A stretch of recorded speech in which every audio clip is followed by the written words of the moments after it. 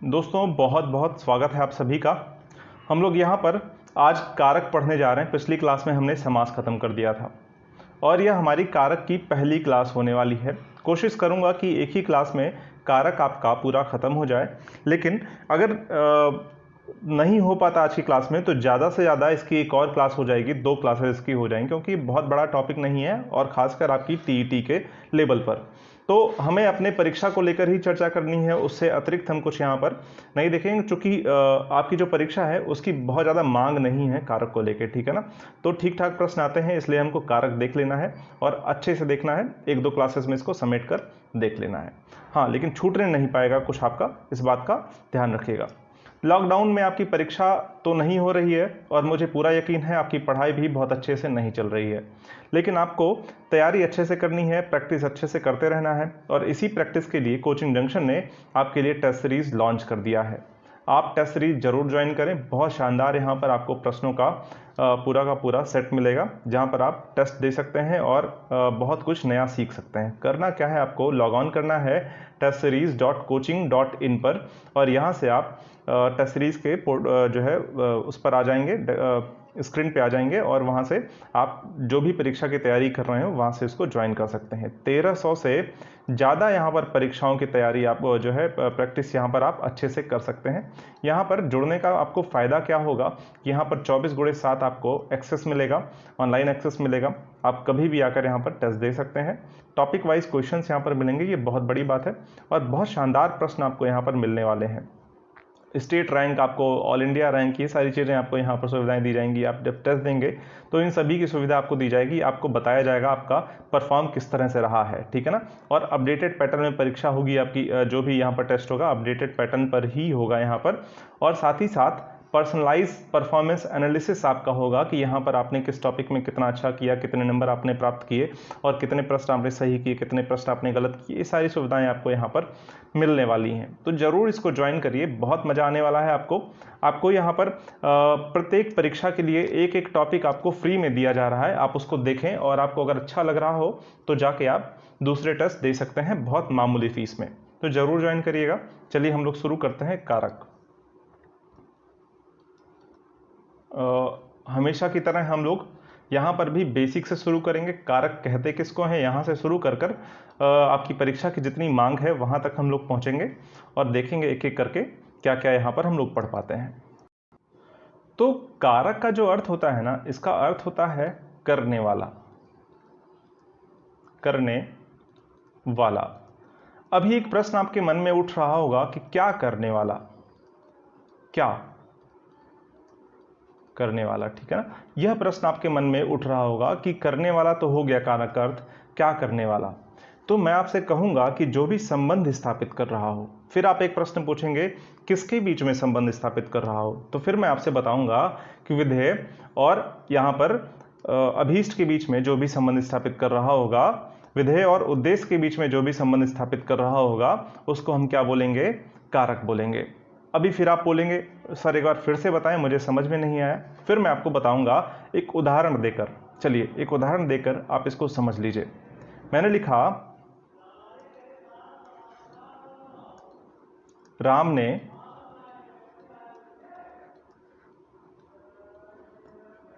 रावण को मारा। अब देखिए यहां पर राम ने रावण को मारा, तो यहां पर इस पूरे वाक्य के साथ राम को कौन जोड़ रहा है, यह जोड़ रहा है ना। संबंध किसने स्थापित किया, ने संबंध स्थापित किया। यानी कि काम कौन कर रहा है, राम कर रहे हैं काम ना। राम क्या काम कर रहे हैं, रावण को मारने का कार्य कर रहे हैं, ठीक है ना। तो क्रिया के पद के साथ में राम का संबंध किसने स्थापित किया, ने स्थापित किया। तो ने क्या हो गया, कारक हो गया। अब आपको यह बात समझ में आ गई होगी, ठीक है ना। अब कौन, यह करता है ना, राम काम करने वाले हैं ना, राम ने ही तो क्रिया किया है। जो भी क्रिया कर रहा होता है उसको हम क्या बोलते हैं, कर्ता बोलते हैं। बात आई समझ में। तो यह कारक चिन्ह जो है वह क्या हो जाए, कर्ता कारक हो जाएगा, ठीक है ना, कर्ता कारक, ठीक है ना। यहां पर कर्ता के साथ में लगा है ना, राम काम करने वाले हैं, राम ने ही तो मारा है, तो क्रिया कौन कर रहा है, राम कर रहे हैं। और किसको मारा है, रावण को मारा है ना। तो यहां पर कर्म किसके साथ हो रहा है? रावण के साथ हो रहा है ना।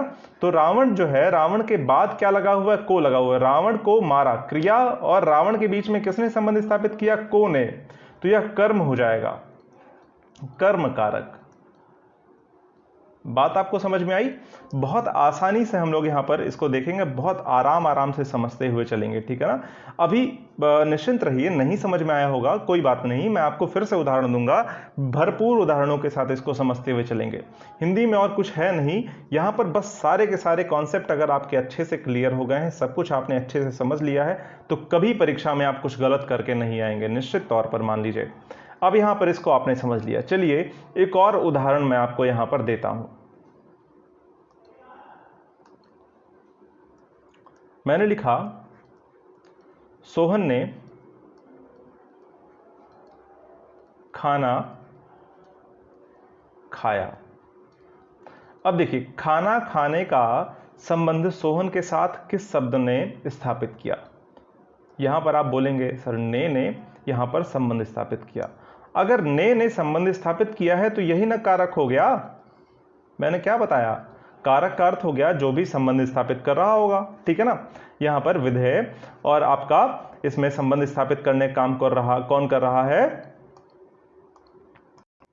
कारक कर रहा है। बात आपको आई समझ में? विधेय और उद्देश्य के बीच में संबंध किसने स्थापित किया? कारक ने किया, ठीक है ना। तो यहां पर ने क्या हो गया? आपका कारक हो गया। अब यह किसके साथ लगा हुआ है? सोहन के साथ लगा हुआ है ना। और सोहन क्या कर रहा है? काम कर रहा है। कौन सा काम कर रहा है? खाना खाने का काम कर रहा है। तो सोहन क्या है? कर्ता है। और कर्ता के साथ जब ने लग गया तो यह क्या हो जाएगा? कर्ता कारक हो जाएगा। अभी हम लोग देखें कर्ता कारक के कितने भेद हैं, उसमें कर्ता कारक, कर्म कारक, करण कारक सब कुछ पढ़ेंगे वहां पर डिटेल में। लेकिन आप यहां पर इसको समझ तो लीजिए, पहले आपको यह बात समझ में आ गई होगी, ठीक है ना। तो यह कारक हो गया। अब एक चीज और समझते हुए हमको चलना है कि इन कारक चिन्हों को, ये जो ने है, से है, को है, ये सारी चीजें हैं ना, इनको परसर्ग बोलते हैं हम, ठीक है ना। परसर्ग। परसर्ग से आपको एक शब्द और याद आ रहा होगा, मैं पहले उसको बता दूं, उपसर्ग आपको याद आ रहा होगा। एक मिनट,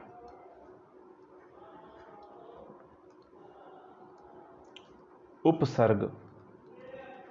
अब देखिए, उपसर्ग हम किसको बोलेंगे और परसर्ग किसको बोलेंगे, पहले ये अच्छे से समझ जाएं, वरना आपको याद आ गया होगा परसर्ग से उपसर्ग दोनों लगभग मिलता हुआ शब्द है, ठीक है ना। तो यहां पर उपसर्ग का अर्थ हो जाएगा जो किसी शब्द के अंत में प्रयोग हो रहा हो, ठीक है ना। शब्द के यहां पर क्या हो रहा हो, तो जैसे मैं यहां पर लिखता हूं प्रहार,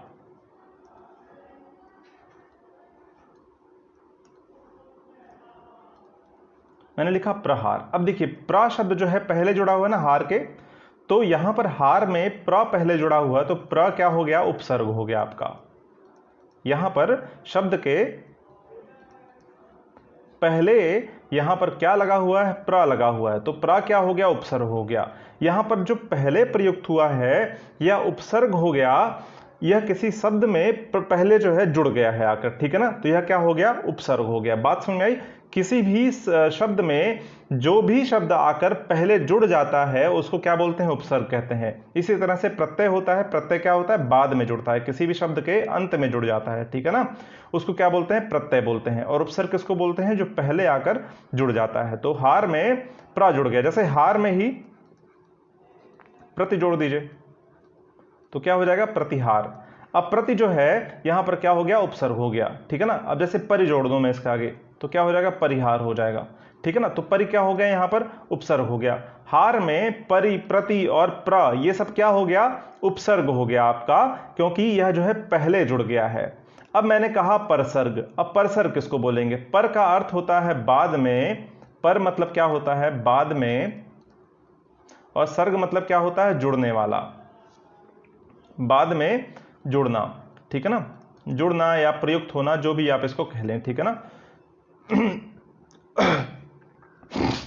तो आप समझ रहे हैं ना मैं क्या कह रहा हूं? उपसर्ग का अर्थ हो गया कि पहले जुड़ना, और परसर्ग का अर्थ हो गया बाद में जुड़ना। लेकिन थोड़ा सा यहां पर कि यहां पर जो उपसर्ग होता है वह शब्द के साथ जुड़ जाता है, ठीक है ना। लेकिन परसर्ग शब्द के साथ नहीं जुड़ता है। जैसे मैंने लिखा कि राम ने ठीक है। यहां पर ने जो है राम के साथ जुड़ा नहीं है ना, ने जो है राम से अलग है ना, लेकिन राम के बाद में इसका प्रयोग हुआ है, इसलिए यह परसर्ग है। ठीक है ना, बात आपको समझ में आई मैं क्या कह रहा हूं। अब इन्हीं चिन्हों को क्या बोलते हैं हम, परसर्ग बोलते हैं। जैसे ने हो गया, से हो गया, पर हो गया, इन सारे शब्दों को हम क्या बोलते हैं, परसर्ग बोलते हैं। अब चलिए लिख लेते हैं सबसे पहले हम एक एक करके इन सबको, ठीक है ना, उसके बाद से आगे बात करते हैं। यहां पर सबसे पहले हम लोग क्या लिख लें, कारक को लिख लेते हैं। हम लोग कारक कहेंगे किसको, यह पहले लिख लें।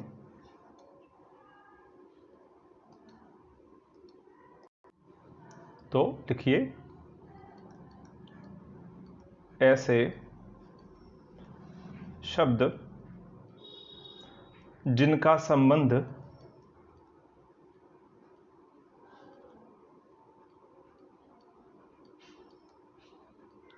क्रिया के साथ सीधा हो,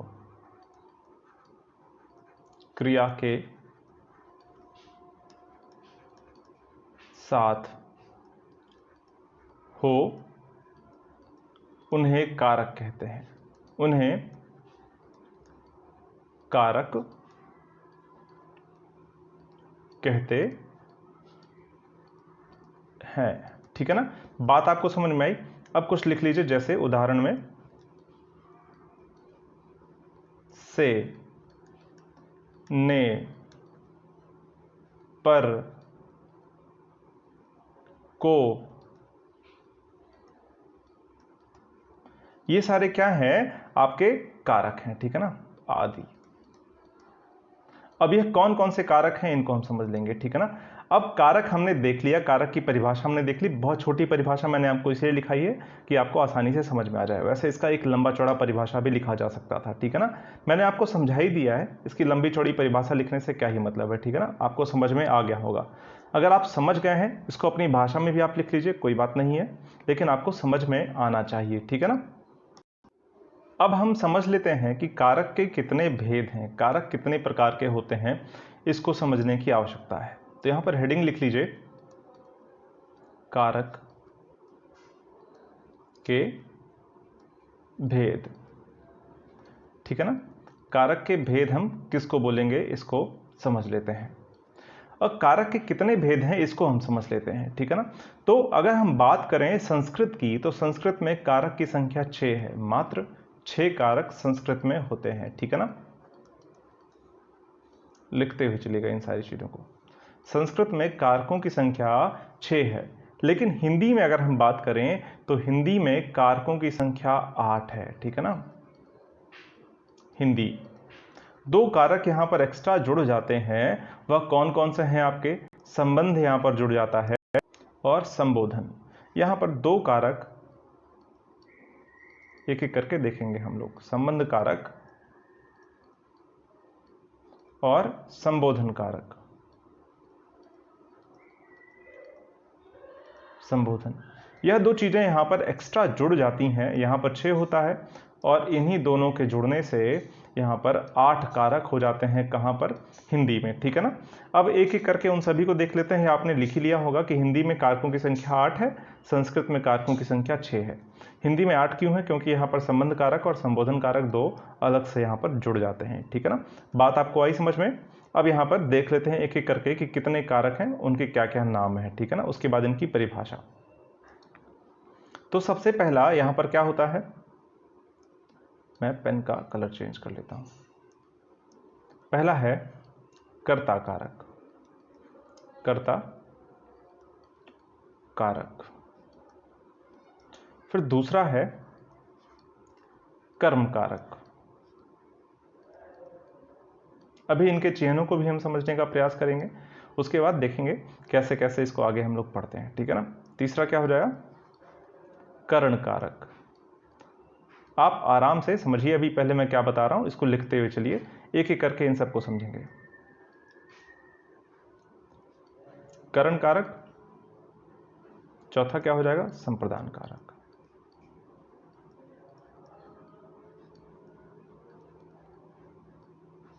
ठीक है, और पांचवा क्या हो जाएगा, अपादान कारक, छठा क्या हो जाएगा, अधिकरण कारक।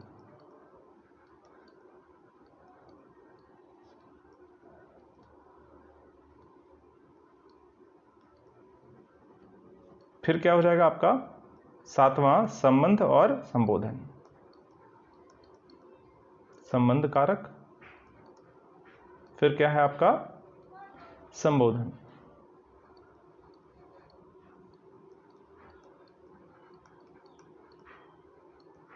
ठीक है ना। तो ये आपके कारक हैं कुल मिला जुलाकर हिंदी में 8। इन दोनों को अगर निकाल दें तो संस्कृत में कारकों की संख्या यह 6 बचती है। ठीक है ना। और हिंदी में ये पूरे 8 आपके कारक हो गए।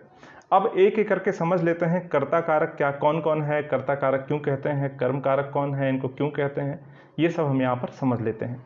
सबसे पहले यहाँ पर कर्ता कारक के विषय में समझेंगे। देखिए यहाँ पर क्या करते हैं ना, हम एक एक करके इन सबको समझ लेते हैं, फिर मैं आपको एक चार्ट बनवाऊंगा, उस चार्ट में देख के आप समझ सकते हैं, इन्हीं सारी चीज़ों की समरी वहाँ पर होगी। ठीक है ना। तो पहले एक एक करके देख लेते हैं, वो बहुत शानदार एक चार्ट मैं आपको बनवा दूंगा वहाँ पर, जिसमें आप इन चीज़ों को समझ पाएंगे। तो यहाँ पर आप पहली हेडिंग लिखिए कर्ता कारक। कर्ता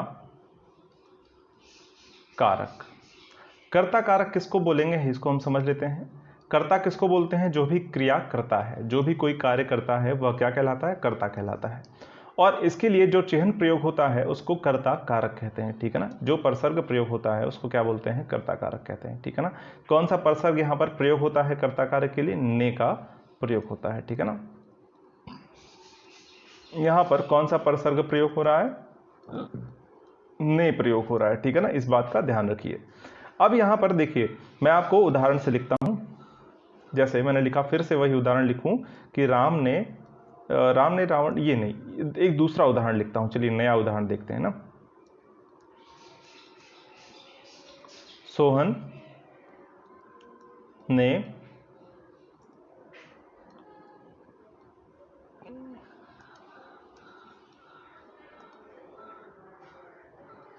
कपड़ा खरीदा। मैंने लिखा कि सोहन ने कपड़ा खरीदा, और मैं यहीं पर एक शब्द और लिखता हूं कि गीता गाना गाती है।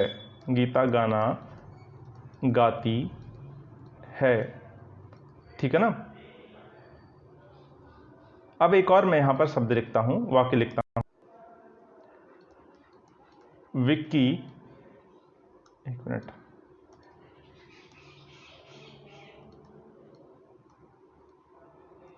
विक्की घर जाएगा।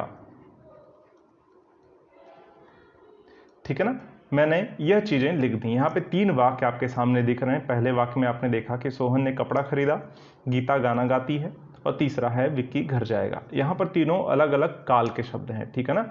सोहन ने कपड़ा खरीदा में आपने देखा कि यहाँ पर यह भूतकाल है। ठीक है ना। और यह क्या है, गाती है, आपका वर्तमान काल है। ठीक है ना।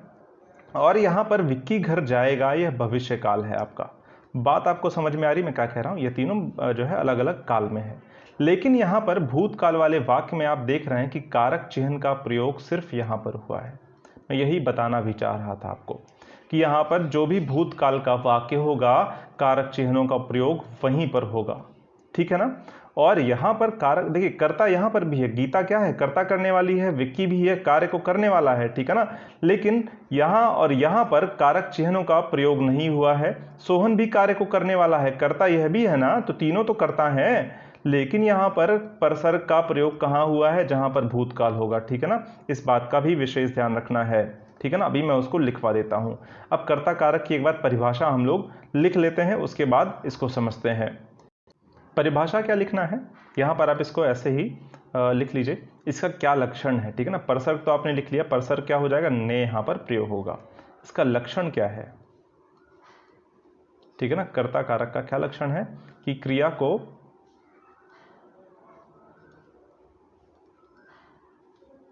करने वाला। बात आई समझ में, यह हो जाएगा इसका लक्षण। ठीक है ना। आपने उदाहरण से भी इसको समझ लिया। अब यहां पर एक चीज और लिख लीजिए कि यहां पर नोट बनाकर लिख लीजिए ऐसे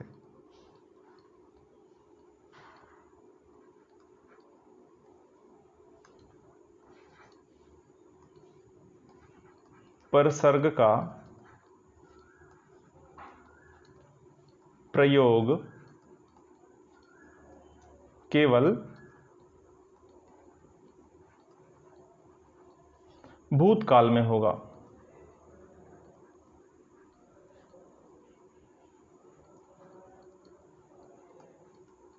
बात आपको आई समझ में मैं क्या कह रहा हूं? मैंने आपको उदाहरण से समझा भी दिया ये सारी चीजें। आपने इसका लक्षण लिख लिया। जो भी क्रिया करने वाला होता है उसको कर्ता बोलते हैं, और यहाँ पर जिस कारक चिन्ह का प्रयोग हुआ वह ने है, इसलिए यहाँ पर कर्ता कारक क्या हो जाएगा? जहां पर भी ने का प्रयोग होगा वह कर्ता कारक हो जाएगा। ठीक है ना। अब यहाँ पर परीक्षा में कैसे प्रश्न पूछे जाते हैं इसको देख लीजिए। ऐसे लिख लिया आपसे कि राम ने रावण को मारा, और इस वाक्य में आपसे पूछ लिया कि यहाँ पर कर्ता कारक कौन सा है। ठीक है ना। तो आपको वहां पर दिया जाएगा ने, तो कर्ता कारक के लिए प्रयुक्त होने वाला शब्द कौन सा है? ने है। ठीक है ना। तो यहां पर आप आसानी से कर पाएंगे ने। ठीक है ना। प्रश्न आ गया, मान लिया, लिख लेते हैं एक प्रश्न। मैंने लिखा सोहन ने खाना खाया। अब पूछा गया, सोहन ने, एक वाक्य दे दिया गया, अब पूछा गया कि में कौन सा कारक है?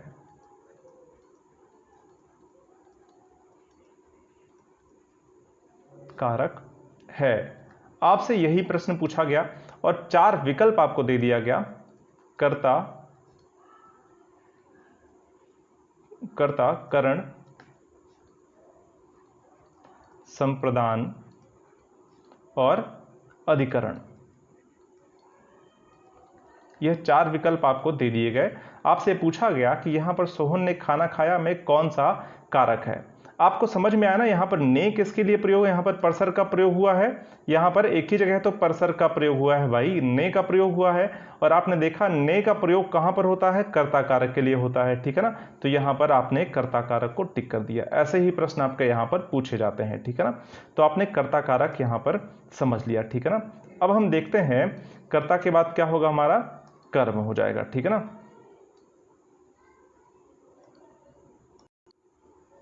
दूसरा क्या है? कर्म कारक। कर्म कारक में यहां पर कौन से परसर का प्रयोग होता है?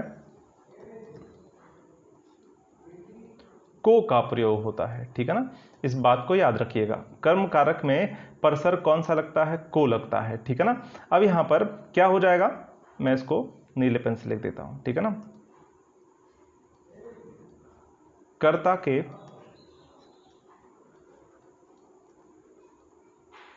कार्य का प्रभाव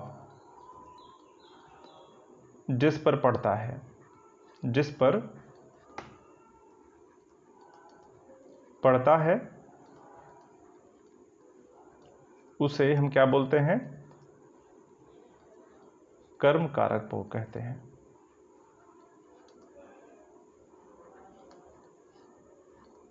बात आई समझ में? जैसे मैंने यहां पर लिखा राम ने रावण को मारा। राम ने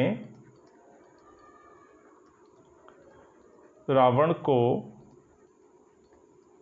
मारा। अब यहां पर राम ने कार्य किया ना, कौन सा कार्य किया? मारने का कार्य किया राम ने। और किसको मारने का काम किया? रावण को। यानी कि क्रिया का प्रभाव किस पर हुआ है? रावण पर हुआ है ना। तो क्रिया राम ने किया है, कर्ता कौन हो गया? राम हो गए। कर्ता कौन हो गया? राम हो गए।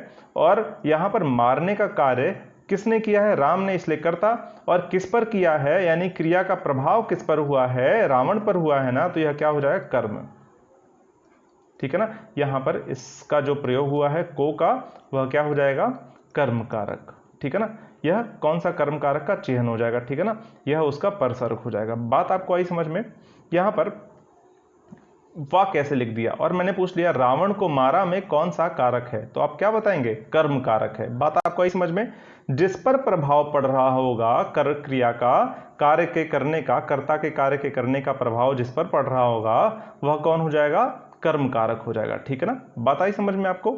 चलिए अब यहां पर इसको हमने परिभाषा से और उदाहरण से समझ लिया है। मैंने एक और उदाहरण अगर यहां पर लिख दिया, कि चूहे ने बिल्ली को देखा। बिल्ली को देखा। बात आपको समझ में आ रही ना? यहां पर को जो है क्या हो जाएगा, यहां पर कर्म कारक के लिए प्रयोग होने वाला परसर्ग हो जाएगा, ठीक है ना। यहां पर क्या हो जाएगा, चूहे ने यानी चूहा क्या हो गया, कर्ता हो गया, और बिल्ली क्या हो गई, कर्म हो गई, ठीक है ना। इस किस पर प्रभाव पड़ रहा है, क्रिया का, देखने का प्रभाव किस पर पड़ा, बिल्ली पर पड़ा ना। तो बिल्ली को देख रहा है, तो यहां पर आपको बात समझ में आ रही है मैं क्या कह रहा हूं। तो यहां पर यह हो जाएगा कर्म कारक, ठीक है ना। तो इसके उदाहरण से भी इसको हमने समझ लिया है। अब आगे देखते हैं। अब जो हमको समझना है, हमने कर्ता समझ लिया और कर्म समझ लिया। अब जो हमको समझना है, करण समझना है, ठीक है ना। करण।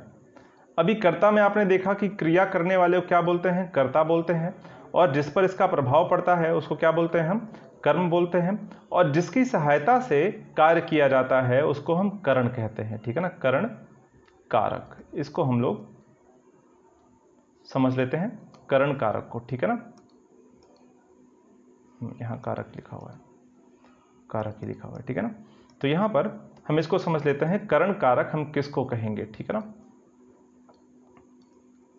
तो देखिए इसकी परिभाषा क्या हो जाएगी, पहले इसका लक्षण लिख लेते हैं फिर इसकी परिभाषा क्या हो जाएगा। यहां पर परसर्ग, इसका परसर्ग लिख लेते हैं पहले हम लोग। परसर्ग कौन सा यहां पर प्रयोग होगा, से का प्रयोग होगा, ठीक है ना। से का प्रयोग होगा, यहां पर से का संस किससे होगा, द्वारा से, द्वारा, ठीक है ना। जैसे से का प्रयोग दो जगहों पर होता है, जैसे पेड़ से टूट कर गिरा, यहां पर भी से का प्रयोग हुआ है, ठीक है ना। चाकू से सब्जी काटा, यहां पर भी से का प्रयोग हुआ है, लेकिन यहां पर दोनों का भाव अलग है, दोनों का अर्थ अलग है। तो यहां पर जिस से का प्रयोग हुआ है उसका अर्थ क्या है, से का अर्थ हो जाएगा द्वारा। बात आई समझ में आपको। अभी उस वाले से का भी हम एक बार देख लेंगे, उस वाले से का कौन सा कारक होता है उसको भी हम यहां पर समझेंगे, ठीक है ना। अपादान कारक होता है, उसको भी हम समझेंगे, ठीक है ना। तो यहां पर इस से का भाव क्या है, द्वारा होता है, ठीक है ना। तो यहां पर परसर्ग चिन्ह कौन सा लगता है, से के साथ यहां पर से लगता है, ठीक है ना। अब इसकी परिभाषा क्या हो जाएगी उसको एक बार हम लोग लिख लेते हैं। देखिए होता क्या है ना, यहां पर लिखिए, कर्ता अपने कार्य को पूरा करने के लिए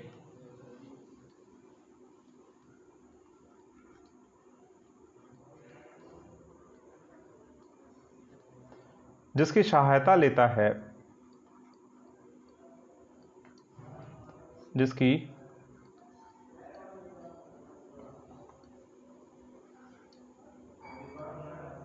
सहायता लेता है,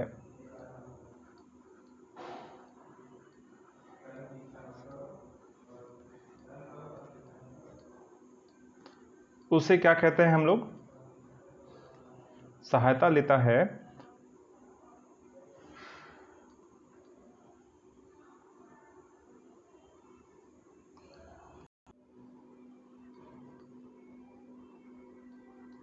करण कारक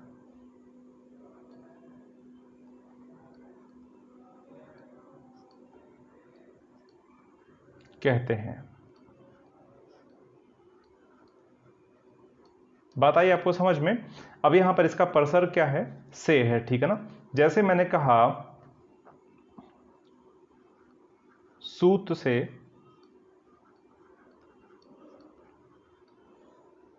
कपड़ा बना, तो कपड़ा बनने का कार्य किससे हुआ, सूत से हुआ। यहां पर सूत और कपड़ा बनने के कार्य को किसने संबंध में जोड़ा, यहां पर से ने जोड़ा, तो यह क्या हो जाएगा, करण कारक हो जाएगा, ठीक है ना। अब मैंने कहा एक और वाक्य में लिखता हूं, मैंने लिखा कि शिकारी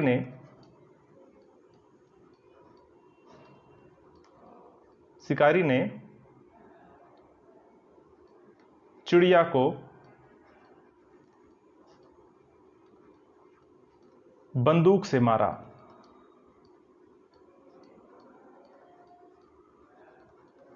ठीक है ना।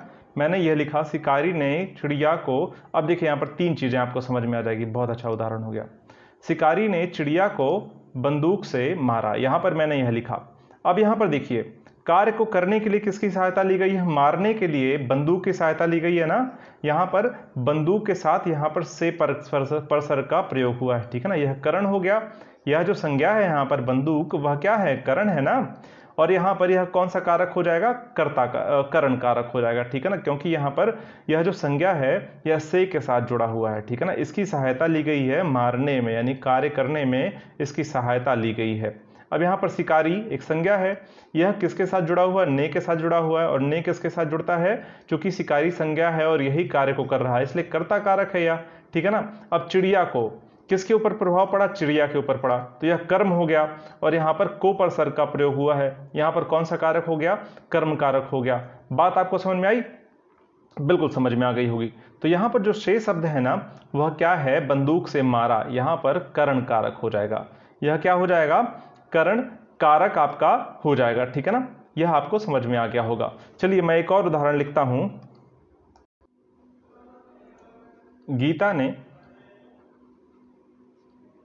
गीता ऐसे लिखे, गीता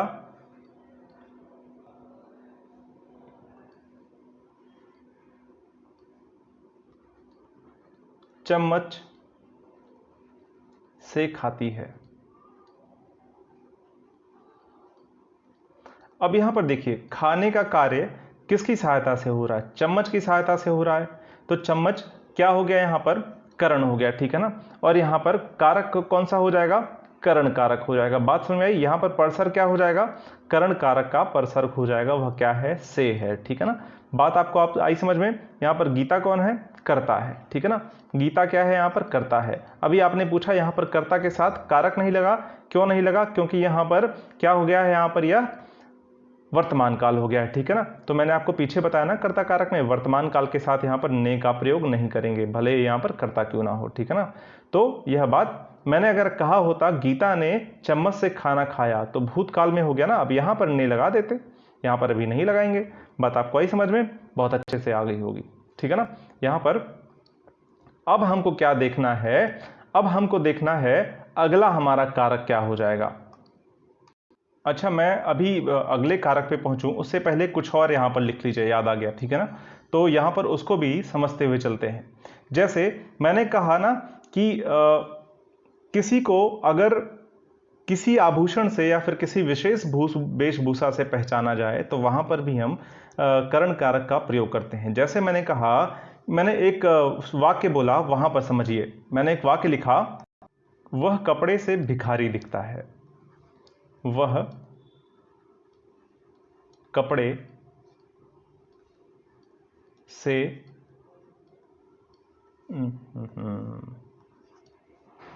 वह कपड़े से भिखारी दिखता है, भिखारी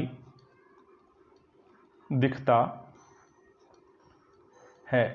अब यहां पर आपको किसी के विशेष वेशभूषा से समझ में आ रहा है ना यहां पर कि वह कपड़े की वजह से क्या दिख रहा है, भिखारी दिख रहा है, तो यहां पर भी करण कारक आपका हो जाएगा, यह परसर्ग करण कारक के लिए प्रयोग होगा। यहां पर इस बात का भी ध्यान रखिएगा ना।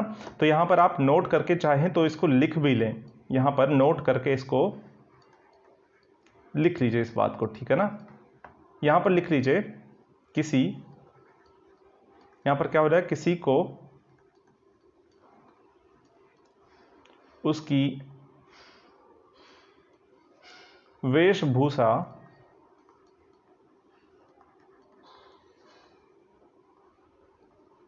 के द्वारा पहचाना जाए,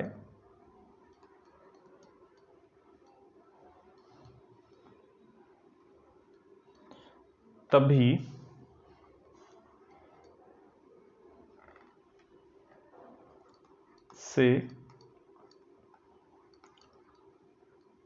से कारक चिह्न का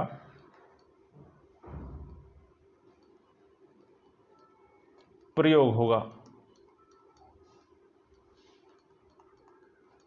और कौन सा कारक हो जाएगा, और करण कारक हो जाएगा, मैंने आपको समझा ही दिया उदाहरण से, वह कपड़े से भिखारी दिखता है। मैंने आपको बताया, जैसे मैंने कहा कि वह कपड़े से तपस्वी लगता है, वह कपड़े से भिखारी लगता है। मैंने कहा वह जटाओं से साधु लगता है, तो उसकी वेशभूषा की वजह से वह एक विशेष प्रकार का छवि रखता है ना, तो आप उसको पहचान पा रहे हैं किसी एक विशेष प्रकार में ना, ठीक है। तो यहाँ पर अपनी वेशभूषा के हिसाब से अगर कोई पहचाना जाए तो वहाँ पर से कारक चिन्ह का प्रयोग होगा और वहाँ पर करण कारक हो जाएगा। इस बात का आपको ध्यान रखना है, ठीक है ना, यहाँ पर कंफ्यूज नहीं होना है। अच्छा, एक चीज़ और यहाँ पर समझते हुए चलिए, अगर किसी के अंग से या फिर पहचानने की बात आए तो वेशभूषा ही नहीं, जैसे मैंने कहा कि वह पैर से लंगड़ा है, मैंने कहा वह पैर से लंगड़ा है, यहां पर भी से का प्रयोग हुआ, यहां पर भी करण कारक हो जाएगा, ठीक है ना। यहां पर भी क्या हो जाएगा, करण कारक हो जाएगा। जैसे यहां पर ऐसे नोट करके आप लिख सकते हैं इसको, किसी के अंग में अगर विकार हो और यहां पर से का प्रयोग होगा, किसी के अंग में विकार को प्रदर्शित करने के लिए भी से कारक चिन्ह का प्रयोग होगा और यहां पर भी क्या हो जाएगा, करण कारक हो जाएगा, ठीक है ना। जैसे यहां पर समझ लेते हैं हम एक बार, वह कान से बहरा है, बहरा है।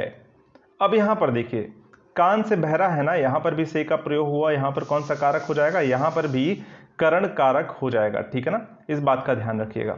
तो यहां पर नोट में इस बात को आप लिख लीजिए, जैसे बाद में कभी भूलिए नहीं। अब एक अगला कारक हमारा बचता है, वह क्या है, संप्रदान कारक, ठीक है ना। हमारा क्या हो जाएगा अगला कारक, संप्रदान। अब हेडिंग डाल लीजिए यहां पर संप्रदान कारक, चौथा है संप्रदान कारक, संप्रदान कारक।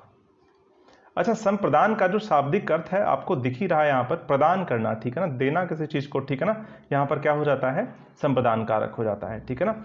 अब यहां पर इसका जो कारक चिन्ह है वह क्या हो जाएगा, परसर कौन सा प्रयोग होगा, यहां पर के लिए, को या के लिए, ठीक है। यहां पर कौन सा परसर प्रयोग होगा, को या के लिए। अब इसकी परिभाषा क्या हो जाएगी, इसको हम कैसे पहचानेंगे कहां पर संप्रदान कारक है। मैंने संप्रदान का अर्थ आपको बता ही दिया। संप्रदान का अर्थ होता है जहां पर भी प्रदान करने की बात होती है, संप्रदान का अर्थ यही होता है बेसिकली, ठीक है ना। लेकिन यहां पर इसकी परिभाषा एक बार हम समझ लेते हैं। देखिए, मैंने यहां पर लिखा, इसकी परिभाषा मैं आपको लिखवा दूं सबसे पहले, फिर मैं आगे बताता हूं। कर्ता द्वारा कार्य, कर्ता द्वारा कार्य जिसके लिए किया जाए, जिसके लिए किया जाए, ठीक है ना, वहां पर क्या हो जाएगा, संप्रदान कारक। मैंने कहा जैसे वह नहाने के लिए गया, मैंने एक उदाहरण लिखा, वह नहाने के लिए गया, ठीक है ना। जाने का कार्य क्यों हुआ है, नहाने के लिए, ठीक है ना। किसके लिए जाने का कार्य हुआ है, ठीक है ना, नहाने के लिए हुआ है। तो यहां पर इसका परसर्ग चिन्ह क्या हो जाएगा, चिन्ह क्या हो जाएगा, के लिए हो जाएगा, ठीक है ना। इस बात का ध्यान रखना है, ठीक है ना। यहां पर कर्ता कौन है, वह है, ठीक है ना। वह किसके लिए कहां गया है, किसके लिए कार्य कर रहा है, वह नहाने के लिए कार्य कर रहा है ना। तो यहां पर के लिए क्या हो जाएगा, परसर्ग। अब यहां पे कारक कौन सा हो जाएगा, संप्रदान कारक हो जाएगा, ठीक है ना। बात आपको आई समझ में मैं क्या कह रहा हूं। तो यह इसकी परिभाषा है और यह इसका उदाहरण है। चलिए एक और उदाहरण से इसको हम देख लेते हैं और आसानी से आपको यह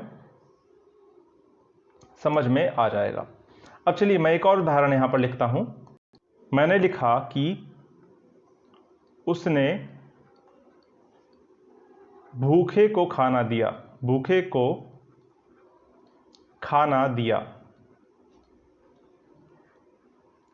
अब देखिए यहां पर को क्या है, आपका परसर्ग हो गया, ठीक है ना। अब भूखे को खाना दिया यानी कि भूखे के लिए कार्य किया गया है ना, यहां पर भूखे के लिए खाना देने का कार्य किया गया है। बात आपको आई समझ में।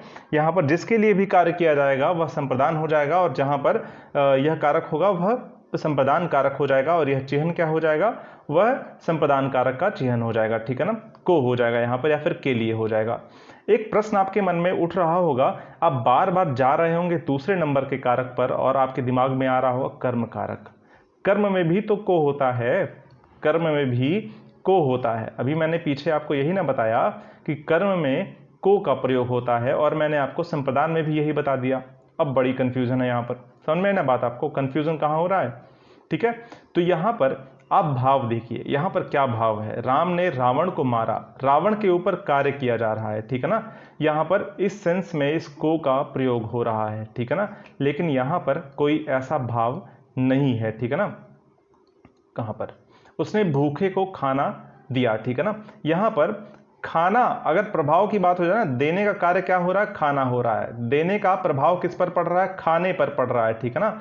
उसने भूखे को खाने को दिया, ठीक है ना, खाना दिया, ठीक है ना। यहाँ पर को का प्रयोग होना चाहिए, वो हो जाएगा कर्म के लिए, लेकिन यहाँ पर भूखे को, किसके लिए, भूखे के लिए का भाव इस को में छिपा हुआ है। बात आई समझ में, के लिए का भाव यहाँ पर क्या छिपा हुआ है, को में छिपा हुआ है, और वहां पर क्रिया पर, क्रिया का प्रभाव जो है किस पर पड़ रहा था, वहां पर जिस पर पड़ रहा होगा वह कर्म कारक हो जाएगा। यहां पर क्रिया का प्रभाव भूखे पर नहीं पड़ रहा है ना, तो क्रिया का प्रभाव तो खाने पर पड़ रहा है। देने का कार्य को क्या हो रहा है, क्या दिया जा रहा है, खाना दिया जा रहा है ना, तो देने का कार्य क्रिया के किसके साथ हो रहा है, खाने के साथ हो रहा है, तो खाने पर उसका प्रभाव पड़ रहा है, ना कि भूखे पर। भूखे के लिए कार्य किया जा रहा है, ठीक है ना, खाना देने का कार्य भूखे के लिए किया जा रहा है, इसलिए यहां पर संप्रदान कारक हो जाएगा। यह कंफ्यूजन दूर हुआ, बिल्कुल आपका यह कंफ्यूजन दूर हो गया होगा, ठीक है ना। तो यह जो हो गया हमारा संप्रदान कारक हो जाएगा, ठीक है ना। आज हमने 4 कारकों को समझ लिया है, अब कल की क्लास में जो हमारे 4 और कारक बचे हैं उनको समझ लेंगे, ठीक है ना। तो आज की क्लास बस इतनी ही रखते हैं, कल आगे हम लोग इसको पढ़ेंगे। बहुत बहुत शुक्रिया, पढ़ते रहिए और हमेशा मुस्कुराते रहिए।